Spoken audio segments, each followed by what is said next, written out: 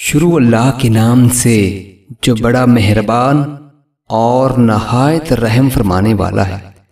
رسول اللہ صلی اللہ علیہ وآلہ وسلم نے فرمایا، قیامت کے دن اللہ کے نزدیک وہ شخص انتہائی برا ہوگا جس کی سخت گوئی سے بچنے کی خاطر لوگ اس سے ملنا ہی چھوڑ دے۔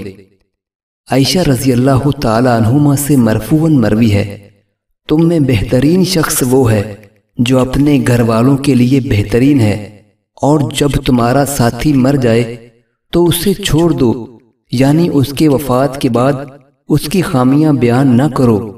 جرمود حجیمی سے مروی ہے کہ میں نے کہا، اے اللہ کے رسول، مجھے نصیحت کیجیے۔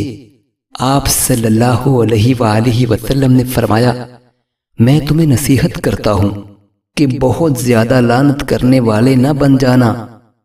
ابو امامہ رضی اللہ تعالیٰ عنہ سے مرفوعاً مروی ہے کہ میں اس شخص کے لیے جنت کے اعتراف میں ایک گھر کی ضمانت دیتا ہوں جو جھگڑا چھوڑ دے اگرچہ حق پر بھی ہو، اور اس شخص کے لیے جنت کے وسط میں گھر کی ضمانت دیتا ہوں جو مزاح کے طور پر بھی جھوٹ نہ بولے اور جو اپنے اخلاق کو اچھا کر لے، اس کے لیے جنت کے اعلیٰ درجے میں گھر کی ضمانت دیتا ہوں۔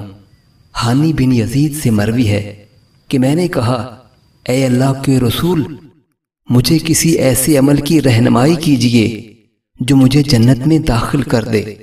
آپ صلی اللہ علیہ وآلہ وسلم نے فرمایا، یقیناً مغفرت کو واجب کرنے والی چیزوں میں سے سلام پھیلانا اور اچھی بات کرنا ہے۔